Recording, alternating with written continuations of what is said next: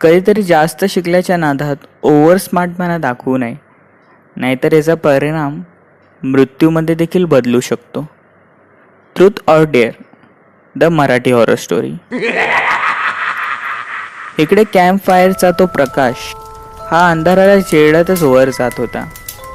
त्या आगीमध्ये स्नेहा, अमित आणि अंजली, त्याचबरोबर त्यांचे 3 मित्र हे तिकडे पडलेल्या त्या थंडीला घालवण्याचा प्रयत्न करत होते. हिवाळ्याचे ते दिवस चालू होते. साधारण रात्रीचे 8-8:30 वाजले होते. यांच्या ग्रुपचे चिकन हे बनवून झाले होते. हे सगळे MBBS नुकताच पास झाले होते. नुकताच ते डॉक्टरही झाले होते. साधारण 3 महिने झाले असतील. या सर्वांना एकमेकांची आठवण आली म्हणून यांनी पिकनिक काढण्याचे ठरवले आणि हे एका गावाशेजारी येऊन थांबले होते. त्यांनी ती रात्र तिकडेच काढण्याची ठरवली होती. आणि मित्रमैत्रिणींमध्ये अजित हा थोडा मस्तीखोरच. पार्टी चालू असताना त्याने शेवटी दारूचे बॉटल्स काढले. सगळ्यांमध्ये जल्लोष झाला आणि सगळे हळूहळू करून ती बाटली संपवू लागली. तसा विषय निघाला, चर्चा झाल्या आणि बोलणं चालू झालं. तसं खेळता खेळता ट्रूथ अँड डेअर या खेळाची सुरुवात झाली आणि शेवटी अमितवर डेअर आला. तसंच अजितने गमतीमध्ये सांगितले, ठीक आहे, बाजूच्याच गावामध्ये एक मोठा वाडा आहे, तिथे जा, साधारण 2-3 तास तिकडे घालव आणि ये. अमितला हसू सुटले. अरे मूर्ख आहेस का रे तू? त्या वाड्यामध्ये केवळ 2 तास? ठीक आहे, जाऊन येतो. तसंच अजित बोलला, ऐक तर, पूर्ण गोष्ट ऐकून जा. त्या वाड्यामध्ये भयभीत किस्से होतात असं ऐकलंय, म्हणून जरा सांभाळून. आणि हो, तिथे एकदा गेलेला माणूस वेडाहून परत येतो असं ऐकण्यात आलंय. आणि खऱ्या अर्थाने अमित आता घाबरू लागला. दारूची नशा हळूहळू उतरू लागली. अमितला हळूहळू घाम येऊ लागला. बोल ना, शांत का? अजितने अमितला प्रश्न केला. अमित ह्यावेळेला शांतच होता. पण दारूच्या नशेमध्ये असलेल्या त्याच्या दोन्ही मैत्रिणी बोलल्या, अरे अमित, शांत का? बोल ना. चल, आम्ही पण येतो तुझ्यावर. इकडे अंजली आणि स्नेहा बोलले. अंजली आणि स्नेहा आता अमितभर येण्यास तयार झाले. अमितचा थोड्या अर्थाने विरोधच होता, पण मित्रमैत्रिणींसमोर त्याचा अपमान होईल या उद्दिष्टाने त्याने ते डेअर स्वीकारले होते. पण खऱ्या अर्थाने अजित देखील आता बोलला, ए अमित, ठीक आहे, राहू दे जायचं, मीही मस्तीमध्येच बोललो. पण दारूच्या नशेमध्ये असलेल्या दोन्ही मैत्रिणींनी सांगितलं, ए नाही या, तू मस्तीमध्ये बरी बोलला असशील तरी आता आम्हाला ते जायचंच आहे आणि आम्हाला दाखवायचं आहे की भूत बीत असलं काही नसतं. तसेच त्यांचे इतर मित्रमैत्रिणी देखील बोलायला लागले, हे बघा, आता रात्र झाली आहे, तसंही कोणी शुद्धीत नाही आहे, चला बसा आणि खाऊन जेवून झोपूया. पण स्नेहा आणि अंजली यांनी हट्टच धरला होता आणि शेवटी हट्टाच्या पायी त्यांनी अमितला नेण्याचे ठरवले. आणि शेवटी शर्त लागली की त्या वाड्यामध्ये गेल्यानंतर व्हिडिओ कॉलद्वारे त्यांना संपर्क साधायचा, काय फोटोग्राफ्स वगैरे काढतील. आणि अमित, स्नेहा आणि अंजली हे तिघही तिथून निघू लागले. मित्रांनी खूप समजवले पण कोणाचे एक ऐकले नाही.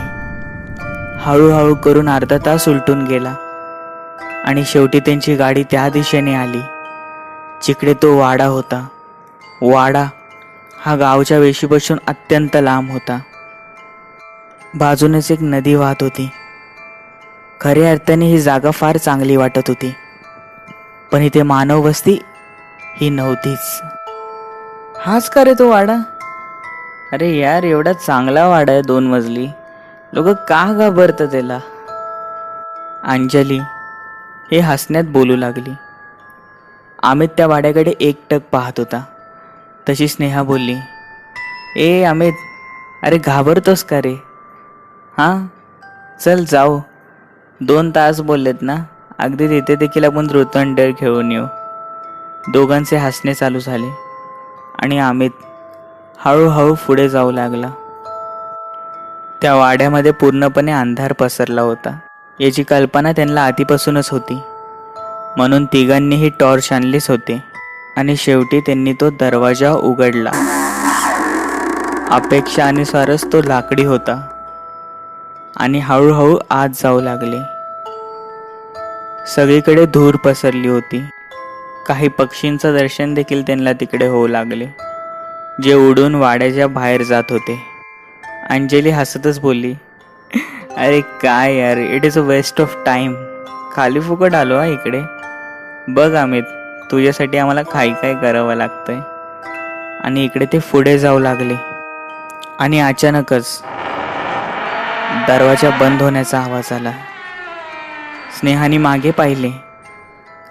इकडे ती घाबरलेल्या अवस्थेत आता बोलली, अरे असं कसं बंद झाला. पण अंजलीने तिची समजूत काढली, अरे यार होऊन जातं, हव्याच्या वेगाने झाला असेल, चल. इकडे ते हळूहळू वरती जाऊ लागले. पण वरती जाताना त्यांना फार विचित्र प्रकारचे आवाज होऊ लागले. त्यांचे पाय आता जडजड वाटू लागले होते. सगळीकडे धूर पसरली होती. पूर्णपणे कचरा त्या त्यांचे पावलं पडत होते. त्या पावलांचा आवाज स्पष्टपणे ऐकू येत होता. इकडे सीडीवर चढताना सगळ्यात वरती अमित होता. पहिला मजला आता हळूहळू दिसू लागला होता. अमितने ही टॉर्च आता वरती वळवली तर त्याने असे पाहिले की 2 डोळे हे त्याला एकटक पाहत आहेत आणि ते केवळ चमकतच आहेत. अमित घाबरला आणि अमितने आपल्या मैत्रिणीला सांगितलं, ते बघा काय. तसे त्याच्या मैत्रिणींनी देखील तिकडे टॉर्च फिरवली तर तिथे काहीच नव्हते. अमित यार कमॉन, माहिती आहे की दारूचं सेवन केलंय, पण एवढी कशी चढली. इकडे स्नेहाने गंमत मारली आणि हळूहळू ते चालू लागले. ते पहिल्या मजल्यावर आले आणि सगळीकडे टॉर्च फिरू लागले. खऱ्या अर्थाने त्यांना 2 तास घालवायचे होते, म्हणून कुठेतरी बसण्याचं ठिकाण बघू लागले. पण तो वाडा फार मोठा होता. स्नेहा बोलली, मला तर वाटतंय की 2 तास फिरण्यामध्येच जावं, म्हणून एक काम करूया, आपण वाडा आधी नीट बघू, काय वेळ वाचला तर कुठेतरी बसू. तिघांचे एकमत ठरले आणि हळूहळू ते जाऊ लागले. त्या वाड्यांमध्ये फार खोल्या होत्या. त्यातल्याच एक खोलीमध्ये हा अमित गेला. अमित हा तिकडच्या असलेल्या काचेमध्ये पाहू लागला. त्याच्यावर धूळ साठली होती. अमितने ती धूळ आपल्या जवळच असलेल्या एका कापडाने मागे केली आणि तो आरसा स्पष्ट दिसू लागला. इकडे अमितने पाहिले की त्या आरशाच्या समोर, म्हणजेच त्याच्या मागे, एक बाई उभी आहे जी पूर्णपणे पांढरी पडलेली आहे. ती अमितकडे पाहून एकटक हसत आहे. इकडे अमितने झटकन मागे पाहिले तर मागे कोणीच नव्हते. अमितला झटका बसला. अमित पळतच बाहेर आला. तो स्नेहा आणि अंजलीकडे आला. त्याने सांगण्याचा प्रयत्न केला तेव्हा स्नेहा बोलली, बघ ना यार, घरचे आणि बाबा देखील कसे आहेत. ज्या वेळेला मी सकाळी घरातून निघणार त्यावेळेला लपून छपून त्यांनी माझ्या पॅन्टीच्या खिशामध्ये एक कागद ठेवला. अर्थात माझं त्याच्याकडे लक्ष गेलं नाही सकाळपासून, पण ते आत्ता आठवलंय. आणि हो, नंतर संध्याकाळी मेसेज देखील केला की वेळ असल्यास ह्याला वाच.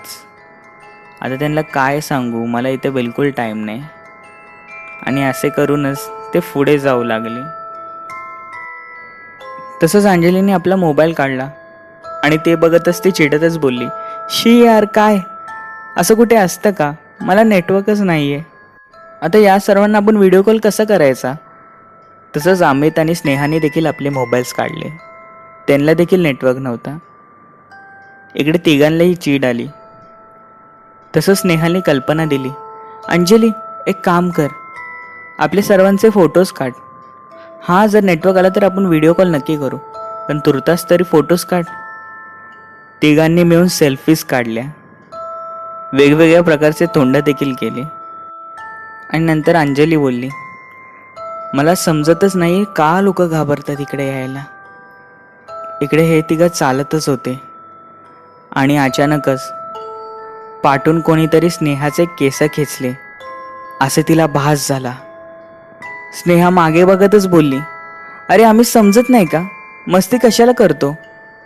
आणि अमित बोलला, मी नाही ग, मी मस्ती कशाला करेन, तेही अशा काळी. स्नेहा बोलली, किती खोटं बोलतोस. आणि शेवटी हे चालू लागले. तिघांचे चालणे हे चालूच होते. कसला तरी मागून आवाज येऊ लागला, कोणतरी पळत जात होते. आश्चर्याचं म्हणजे ते 1-2 जणांचं नसून साधारण 3-4 लोक हे इकडून तिकडे धावत आहे असे वाटत होते. तिघांनी शोधण्याचा प्रयत्न केला पण त्यांना काहीच दिसले नाहीत. शेवटी अमित बोलला, चला जाऊ पुढे, कदाचित आपल्याला भास होत असतील. इकडे स्नेहा एका कमऱ्यामध्ये घुसली. अमित आणि अंजली असेच बाहेर फिरत होते. जोरात स्नेहाचा ओरडण्याचा आवाज आला. हे दोघंही पळत पळत तिच्याकडे गेले तर त्यांनी पाहिलं की स्नेहा ही खाली जमिनीवर बसलेली आहे. अगं काय झालं आणि अशी का करतेस, अंजलीने स्नेहाला प्रश्न विचारला. तशी स्नेहा बोलू लागली, मरणार, आपण सगळे मरणार.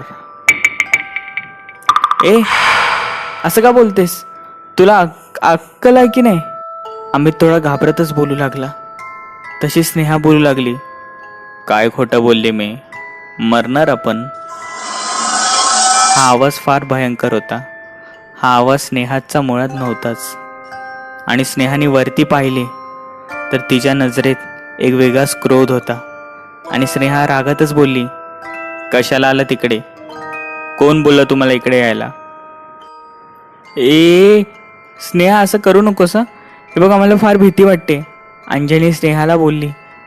तसं स्नेहाचं बोलणं चालूच होतं आणि त्याच क्षणी अंजलीने स्नेहाच्या मोठ्याच कानशील लावली.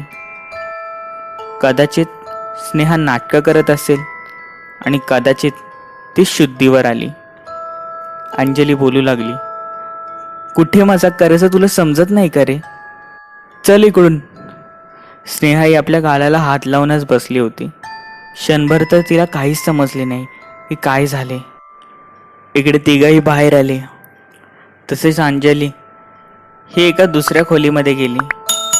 जरा बघूया तरी आता इथे किती खोल्या आहेत. अंजली खोल्या बघण्यात मग्न होती.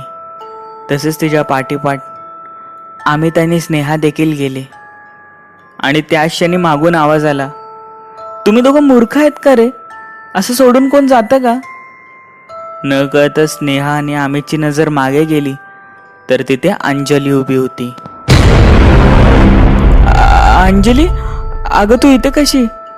तशीच अंजली बोलली, काय इकडे तशी, अरे मी इथेच आहे, तुमच्या मागोमाग येत होती, तुम्ही मला सोडून का गेला, असं जाऊ नको. त्याच वेळेला स्नेहा आणि अमितने पुढे बघितले तर तिकडे पूर्णपणे अंधार होता. तसंच अमितने सांगितले, अगं इथे खरंच कोणीतरी आहे, आम्हाला तर तू आमच्या समोरून जाताना दिसली. काही काळ आधी मला एक बाई दिसली. स्नेहालाही तसंच काय वाटलं.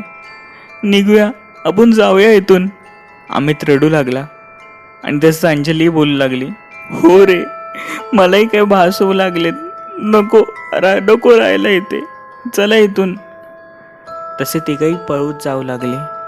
आणि त्याच क्षणी अमित हा जोरात जमिनीवर आटपटला गेला. अमितने आपला गळा पकडला आणि जोरजोरात बोलू लागला, वाचवा वाचवा, कोणी आहे का, मी बुडतोय, मला श्वास घेता येत नाहीये. अंजली आणि स्नेहा एकमेकांकडे बघत राहिले आणि ते अमितला बोलू लागले, अमित अरे काय होतंय तुला, तू बुडतोयस. तसा अमित बोलू लागला, मी बुडतोय, मला वाचव अंजली, स्नेहा.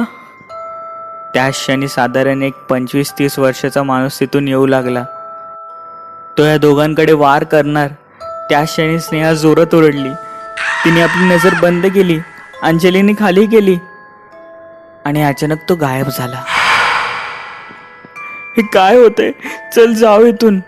पण अमित वेगळ्याच धुंदीत होता. अमितला असं वाटत होतं की तो बुडत आहे.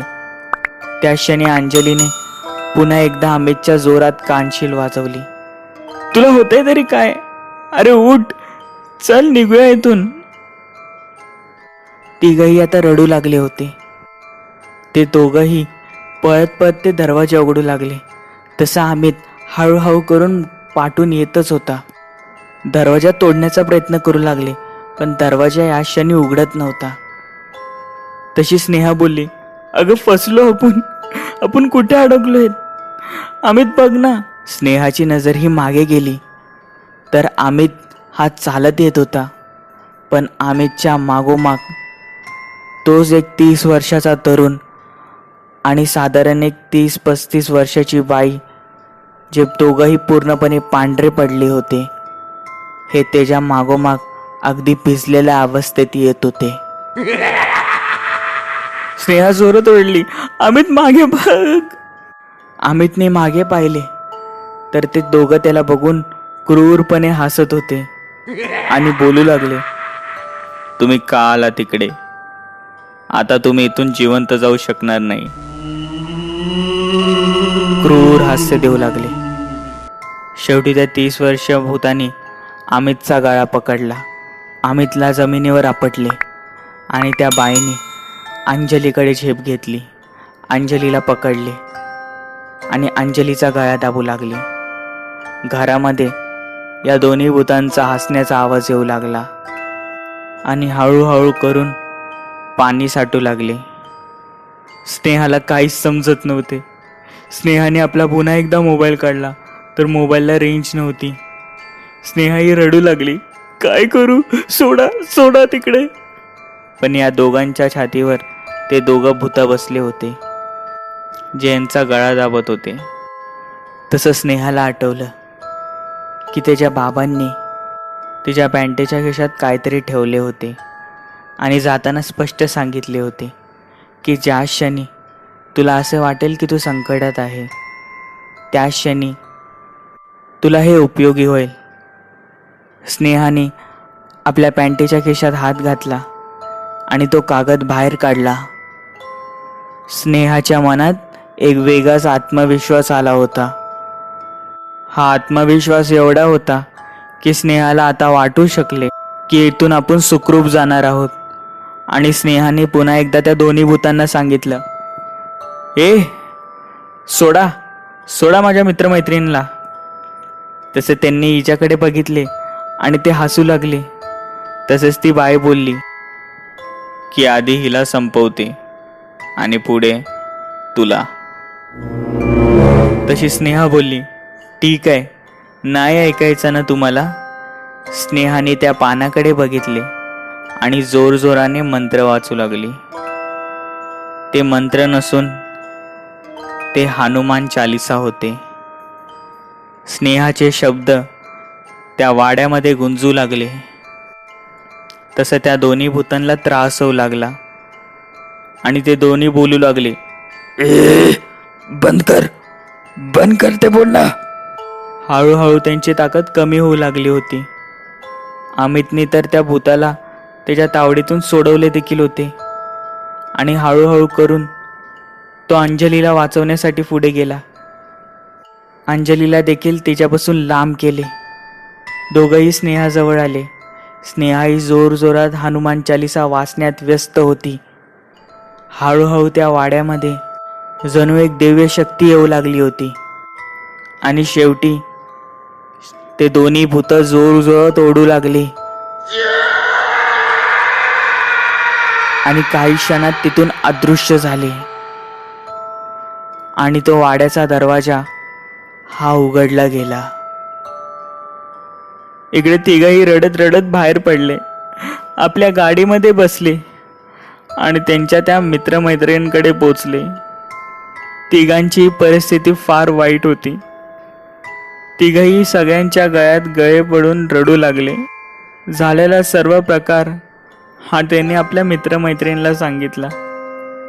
काही काळ कोणाचा विश्वास बसला नाही, पण मोबाईलमधले फोटोज दाखवले तर असे पाहिले की ज्यामध्ये या तिघांनी सेल्फीज घेतले होते त्यांच्याच मागे 30 हाडं आणि भूत हे दोघं देखील पांढरे डोळे करून, सफेद दात आणि पूर्ण पांढरं पडलेलं शरीर जे भिजलेलं होतं अशा अवस्थेत उभे होते. सगळ्यांचा भरोसा आला. तशी स्नेहा बोलली, केवळ आणि केवळ बजरंगबलीमुळेच मी वाचले. तसंच तिने तिकडे सर्वांना सांगितलं की आजपासून आणि यापुढे मी कधीच दारू किंवा मद्यपान करणार नाही. तसंच अमित आणि अंजलीने देखील ती शपथ घेतली आणि त्यांच्या पूर्ण त्या ग्रुपने ती शपथ घेतली. कशीबशी ती रात्र काढली. दुसऱ्या दिवशी जवळच्याच गावांमध्ये त्यांनी विचारपूस केली तर त्यांना असे समजले की साधारण 1970 या काळामध्ये त्या स्थानिक गावचा विकास होत होता. तिथूनच एक लांब धरण होते जे कोणत्याही क्षणी फुटेल असे वाटत होते. गावामध्येच तो वाडा होता. खऱ्या अर्थाने तो धरण हा नीट झाल्यानंतर, दुरुस्त केल्यानंतर तो थोडा मोठा करणार होते. त्याचेच पाणी हे त्या गावामधनं जाणार होते, ज्याचा फायदा हा त्या गावकऱ्यांना होणार होता.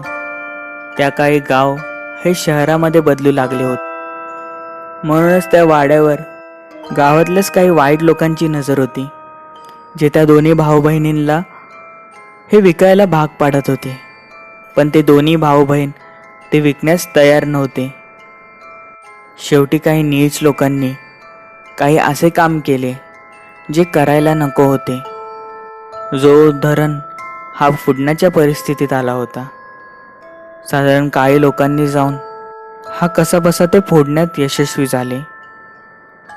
ते पाणी एवढ्या वेगाने आले की अगदी ते त्या वाड्यापर्यंत आले आणि खऱ्या अर्थाने ते दोन्ही भाऊ बहीण हे त्या वाड्यातच असल्यामुळे आणि पाणी हे अचानक आणि वेगाने आल्यामुळे ते वाहून न जाता त्या वाड्यामध्येच अडकले आणि त्या वाड्यामध्येच त्या पाण्यामध्ये बुडून त्यांचा मृत्यू झाला. त्या काळी आजूबाजूला कोणतेही घरं नव्हते, म्हणूनच कोणाचे नुकसान झाले नाही. पण तो वाडा हा त्यांच्या पूर्वजापासून तिथे होता. ते दोन्ही भाऊ बहीण हे तिथे बुडून मृत्युमुखी पावले आणि अगदी दुसऱ्याच दिवशी ते काही दृश्य व्यक्ती हे त्या वाड्यामध्ये गेले.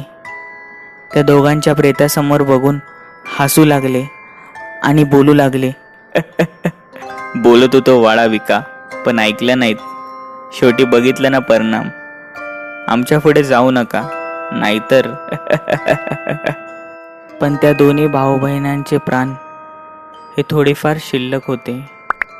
त्यांनी हे सगळं काही ऐकलं होतं आणि हळूहळू करून ज्या दुष्ट लोकांनी हे काम केलं होतं ते त्या वाड्यामध्ये त्यांचे प्रेत सापडू लागले. तेही पूर्ण भिजलेल्या अवस्थेमध्ये. असे वाटत होते की नुकताच ते पाण्यामधनं आलेले आहेत. तेव्हापासून तो वाडा हा जशाचा तसाच आहे. तिथे आजपर्यंत कोणी फिरकले देखील नाही. जे फिरकले त्यांना लांबूनच फार विचित्र भास झाले. तुम्ही नशीबवान आहात जे तुम्ही वाचलात, स्थानिक गावकऱ्याने सांगितले. म्हणूनच कधीतरी आपल्या मोठ्यांनी सांगितलेलं ऐकायलाच पाहिजे, नाहीतर त्याचा परिणाम हा असा होतो. आपल्या चॅनलला सबस्क्राईब नक्की करा. कथा आवडली असेल तर लाईक आणि शेअर नक्की करा. तुमचे काही कथा अनुभव असतील तर खालील दिलेल्या मेलवर नक्की सेंड करा. भेटूया पुढील भागांमध्ये.